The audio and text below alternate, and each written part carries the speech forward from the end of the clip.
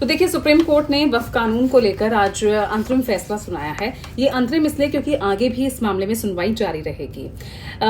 अंतरिम रोक लगाई गई है पूरे कानून पर भी नहीं, कुछ प्रावधानों पर।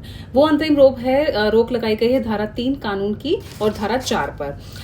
पूरे कानून पर इसलिए रोक नहीं लगाई गई है, इसके तहत सुप्रीम कोर्ट की तरफ से तर्क दिया गया कि उनके पास कानून पर रोक लगाने का अधिकार नहीं है। और ये भी कहा कि किसी भी कानून की संवैधानिकता का जो अनुमान है वो उसके पक्ष में ही जाता है। ये केवल rare of the rarest cases में ही होता है जब इस तरह से कानून पर रोक लगाई जा सके।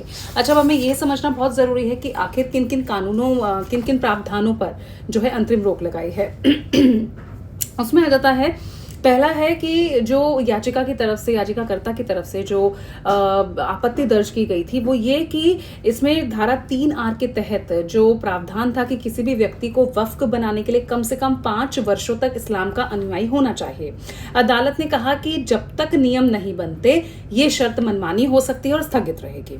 दूसरा है धारा 2C, जिसका जो ये कहता है कि जब तक नामित अधिकारी की रिपोर्ट दाखिल नहीं होती संपत्ति को वक्फ नहीं माना जाएगा। कोर्ट ने ये प्रावधान स्थगित कर दिया है।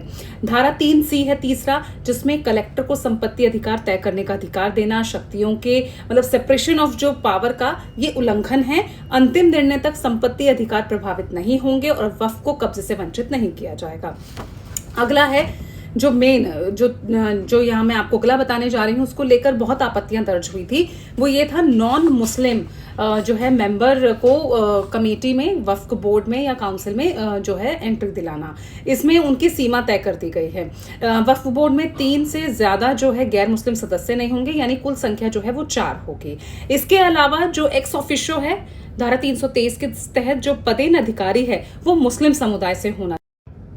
तो मैंने आपको समझा दिया है कि कौन कौन से आज ऐसे प्रावधान हैं जिन पर अंतरिम रोक सुप्रीम कोर्ट की तरफ से लगाई गई है। अंतरिम रोक है और तो ऐसे में जो आगे सुनवाई इस मामले में चलती रहेगी।